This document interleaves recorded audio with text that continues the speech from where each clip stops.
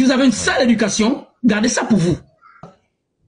Mon frère, tu ne lis que livre que mythe. Puisque tu as cité là, c'est livre que mythe. Dis-moi le livre non Jusqu'à mettre que tu es ignorant. Dis-moi un livre non mythe que toi tu as lu, je vais te battre dans ce livre. Non, maintenant en philosophie, tu fuis. Qu'est-ce que tu veux me dire en philosophie? Si c'est en matière de... Tu sais, toi tu fantasmes. T'as dit que pour toi, quand tu arrives dans un live comme ça, et que tu peux... Non, pour toi, tu bats les gens, tu bats. Pour toi, c'est tu as gagné la coupe du monde. Voici ce qu'on va faire. Tu viens sur le live, tu te fais voir. D'accord, voilà ce qu'on va faire. Hyacinthe. Ne dis pas ce qu'on va faire. Tu ne dis rien ici. C'est moi qui dis quoi se passe. Donne-moi le nom d'un philosophe. Donne-moi le nom d'un philosophe que tu maîtrises. C'est pas toi qui dis quoi se passe ici, c'est moi. Donne-moi le nom d'un philosophe que tu maîtrises. Je vais te taper sur ce propre philosophe-là. Vas-y, comme tu connais la philosophie.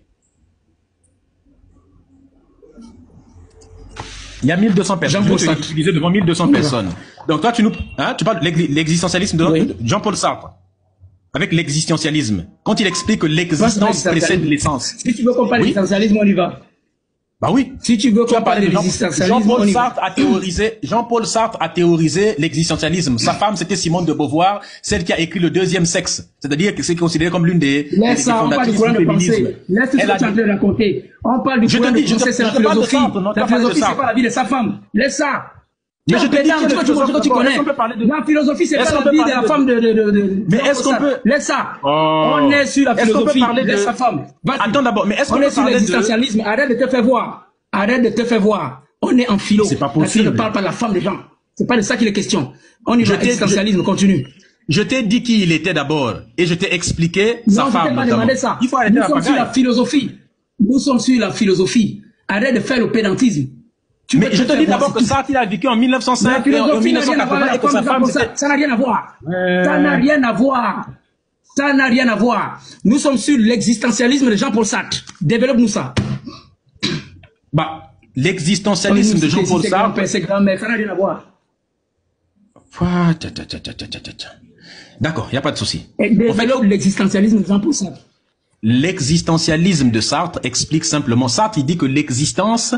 précède l'essence. L'essence, c'est ce qui est naturel, ce qui dépend du déterminisme naturel, ce avec lequel on est né. Par exemple, ton corps, ainsi de suite, tout ce que tu connais, toutes tes facultés biologiques, c'est de l'essence. Mais lui, il parle de l'existence. Il dit que c'est l'existence qui va définir l'essence de l'être humain.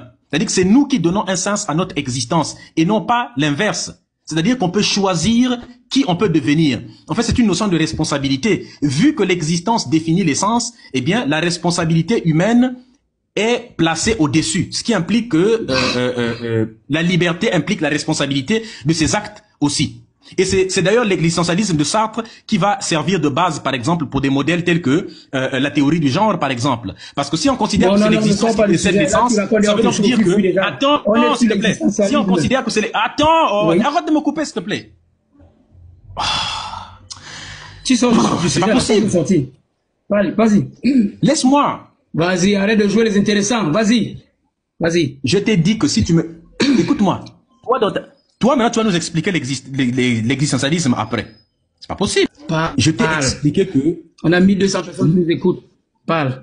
Arrête de me couper, s'il te plaît. Je t'ai dit tout à l'heure là que l'existentialisme, c'est une philosophie de Sartre. Il considère que c'est l'existence qui précède l'essence. Je t'ai expliqué ce que c'est que l'existence, je t'ai défini ce que c'est que l'essence notamment, et que l'humain se construit lui-même. C'est-à-dire que c'est l'humain qui définit sa propre existence, et que son existence n'est pas en quelque sorte définie par des prédispositions même biologiques. Je t'ai même dit que c'est à cause de ça même que des trucs tels que la théorie du genre, par exemple, se basent sur l'existentialisme de Sartre. Par exemple, si on considère que c'est l'existence qui précède l'essence, alors quelqu'un peut dire que ce n'est pas sa biologie qui le définit. Il dit alors qu'il n'est pas homme parce qu'il naît homme, il est homme parce qu'il devient homme, par exemple. Donc, ce qui permet, par exemple, à certaines personnes de dire que on ne naît pas homme, on le devient, on ne naît pas femme, on le devient. C'est d'ailleurs pour ça que je t'ai parlé de sa femme, Simone de Beauvoir. Parce que quand elle théorise dans Le Deuxième Sexe, elle prend l'existentialisme de Sartre pour expliquer qu'on ne naît pas femme, on le devient. C'est-à-dire que c'est l'existence féminine qui fait... Ah, éteins-moi ça, je veux plus entendre ça. Mon frère, calme-toi. Boileau disait, hein, ce qui se conçoit bien s'énonce clairement. Énonce clairement et les mots pour le dire viennent aisément. Tu vas rien m'apprendre. S'il te plaît. Tu vas rien m'apprendre. Écoute. Quand un vrai intellectuel parle, s'il te plaît, je réagis déjà à ce que tu as dit. Je te donne le temps de parler. Citation de Nicolas Boileau de terminal. Laisse-moi donc réagir. Laisse-moi réagir, s'il te plaît. Ne m'interromps pas. Moi, je ne vais pas insulter ton intelligence comme tu as l'habitude d'insulter la mienne. Est-ce que tu comprends? Voilà. Pourtant, tu as fait ça tout le temps. Tu nous as parlé de l'existence des gens pour Sartre. Ce que moi, je veux te dire, c'est quoi? Oh, Popo, tu te plains tout à l'heure que je t'interromps, non? Moi, t'interromps quand tu déformes ma pensée. Moi, je ne suis pas encore entré sur ta pensée, oh. Tu m'interromps déjà. Moi, t'interromps quand tu veux déformer ma pensée. C'est là où j'interromps, que ne me prête pas les idées, ne me prête pas les mots. Je dis ceci. Quand un vrai intellectuel parle, il doit savoir qu'il s'adresse à un auditoire. Nous avons 1200 personnes connectées. Si sur ces 1200 personnes connectées, on demande aux gens là, qu'est-ce que vous avez compris, ce que ce monsieur a dit? Je ne sais pas si 100 personnes comprendront. C'est ça l'apanage de ceux-là qui se croient intellectuels. Mais si tu veux, je l'ai bien expliqué. Pour finir, tu as dit quoi? Pour finir, j'ai dit ceci. Moi, reformule pour les autres. Okay. Parce qu'en réalité, c'est ce que beaucoup n'ont pas compris. Je l'ai dit ça dans de gros mots inutiles. D'accord. L'existence des gens pour ça est claire. Les autres, c'est toi qui n'as pas compris. Je vais le dire de manière très claire. D'accord. S'il te plaît, laisse-moi parler. Maintenant, je vais parler doucement. Il n'y a pas de souci. Tu vois ton arrogance, non? Ah! Il y a ça. S'il te plaît, je vais le dire de manière très claire. Donc les autres ont compris, c'est moi qui n'ai pas compris. D'accord. Toi, tu as compris, les autres n'ont pas compris. Un mot simple, explique. En mot simple, l'existentialisme de Sartre, je vais le faire doucement pour que tout le monde comprenne. Ça dit que l'existence précède l'essence. L'essence, c'est tout ce qui est inné. Et l'existence, c'est l'ensemble de nos actions, de nos faits, tout ce qui est défini par la vie. Il dit que l'homme n'a pas de nature fixe. L'homme, en fait, se définit par ses actes, par sa vie, ce qu'il a posé. Donc, c'est son existence qui va le définir, et non pas, par exemple, il est contre, par exemple, ce que disait, en disant ça, il se met un peu contre ce que Rousseau disait quand il disait que l'homme naît bon, et c'est la nature qui le corrompt. Là, il dit non, l'homme ne naît pas bon. Parce que ça voulait dire que l'homme a une bonne essence. Il dit non, l'homme n'a pas de nature fixe. Il est défini par ses actes, ce qui implique une notion donc de liberté. C'est-à-dire que l'homme est donc totalement libre de ses actions, puisque c'est ses actions qui le définissent. Donc si c'est les actions qui le définissent, ça veut donc, s'il est libre, donc il est responsable. Donc la deuxième notion qu'il va développer, c'est la notion de responsabilité. Et si l'homme donc est responsable parce qu'il est libre, ça veut dire qu'il doit assumer ses propres actes. Et s'il assume ses propres actes, eh bien, voilà, le résultat de la liberté, c'est que ça va causer une certaine angoisse dans l'homme. Et ensuite, il développe un peu des notions telles que la mauvaise foi, l'engagement, ainsi de suite. Et il dit que si les hommes se cachent derrière, par exemple, l'essence, le fait l'essence, on pourrait dire les prédispositions naturelles, le déterminisme naturel, il appelle ça la mauvaise foi. C'est parce que quelqu'un, voilà, les gens ne veulent pas assumer leurs propres actes. Alors, il se cache derrière une nature, dire que l'homme n'est bon et que c'est la société qui le corrompt, alors que c'est l'homme qui est lui-même responsable de ses propres actes. Et donc, il appelle donc à l'engagement. Puisque c'est de la mauvaise foi, l'homme doit donc prendre sa responsabilité et donc il doit s'engager dans un monde, ainsi de suite, pour que le monde devienne meilleur. Voilà pourquoi il dit que l'existentialisme est un humanisme. Il considère ça comme une preuve d'humanisme. Que si les gens prennent la responsabilité de leurs actes, le monde deviendra beaucoup plus humain. Je t'ai résumé l'existentialisme de Sartre. Frère, ça est dans ma tête. Je lis, je suis cultivé. Si tu veux, là, on quitte l'existentialisme, on part ailleurs. On part chez Spinoza, on part chez Descartes, on part chez Nietzsche, on va parler de volonté de puissance, on va parler de la publicité a commencé. La publicité, voilà pourquoi tu as dit que mon frère, tu cherches le m'as-tu vu. Un intellectuel ne parle pas comme ça. Tu cherches le m'as-tu vu. Le m'as-tu vu. C'est simple. Ce que tu as dit n'est pas faux. Il me demande ce que tu as dit, ce n'est pas faux. De le dire, je te dis ça. Mais tellement tu t'embrouilles. Je ne peux pas dire que tu t'embrouilles. Tellement tu es dans le... Est-ce que tu peux souffrir que je te réponde? Ce que tu as dit n'est pas faux, c'est vrai. Voilà. Mais tu développes tellement... C'est-à-dire que à un moment, tu mélanges les courants de pensée. Hein? Tu as mis Rousseau. Comment on l'appelle? J'ai retrouvé dans ce que tu as dit Alfred de Vigny. J'ai retrouvé dans ce que tu as dit une partie d'Emmanuel Kant. Mais dans tous les cas, c'est essentiel. Ce que tu as dit est fondamental en vrai. Ça, je ne suis pas contre. A influencé ça. Mais je vais être simple, je vais être très simple. Mon frère, écoute. Tu n'aurais pas eu besoin de parler tout ça. C'est simple. L'existence précède l'essence. Oui. Ça veut dire quoi? Il n'existe pas une nature humaine donnée et figée à l'avance. L'homme n'est rien d'autre que ce qui se fait. Point. C'est ce que j'ai dit. Regarde comment tu as... Et essence que tu vois là, quand on dit essence, ça vient d'un mot latin, un verbe latin, esse. C'est le verbe être en latin. C'est de là que vient le mot essence. Tu n'auras pas besoin de... Si déjà, rien que pour ça, tu vas parler comme ça, quand le vrai sujet va arriver, ben, tu vas parler pendant un mois. Mais ça... Est-ce qu'on a besoin de beaucoup parler comme ça? Je viens de te faire une dissertation orale avec mon cerveau. C'est comme ça. Mais je viens de te faire une dissertation orale avec mon cerveau pour prouver la puissance du cerveau qui est... C'est propre. Mon cher frère, quand si je m'étais arrêté ça, non, il fallait que je te démontre. Si je m'étais arrêté juste à une petite définition, qu'est-ce que celui-là raconte? Si je m'étais arrêté à 2 phrases, tu aurais dit, voilà, c'est pas tout, il faut continuer. Voilà. C'est aussi simple. Mon cher frère, moi j'ai l'honnêteté intellectuelle. Si ce que tu dis est vrai, je reconnais que c'est vrai. C'est clair. Tu comprends? Tu n'as jamais fait toute la lune. D'accord, cite-moi 5 philosophes africains, s'il te plaît. Que quoi? Cite-moi 5 philosophes africains. Tu sais que ta question est bête. D'accord, mais réponds quand même. Tu sais que ta question est bête. Cite quand même. Quelqu'un qui a fait philo n'est pas posé cette question-là. 5. Je vais te répondre et tu vas comprendre pourquoi je dis que ta question est bête. Ah bon, hein? Écoute, c'est même plus à toi que je réponds. Je réponds à ceux-là qui nous parlent là. Je réponds à ceux qui nous écoutent. C'est à eux que je vais parler. Ceux qui écoutent ce live, retenez ça. Le mot philosophie vient de 2 mots grecs. Philos et Sophia. 5 philosophes africains. Qui veut dire amour, et Sophia qui veut dire sagesse. Ils ont fait ça au lycée. Monsieur, arrêtez de m'interrompre. Non, on a fait ça au lycée, c'est ce que tu expliques là. Ah, j'ai arrêté de m'interrompre. J'ai bien dit, je vais te répondre. Mais je ne m'adresse pas à toi. Je m'adresse à ceux qui nous écoutent.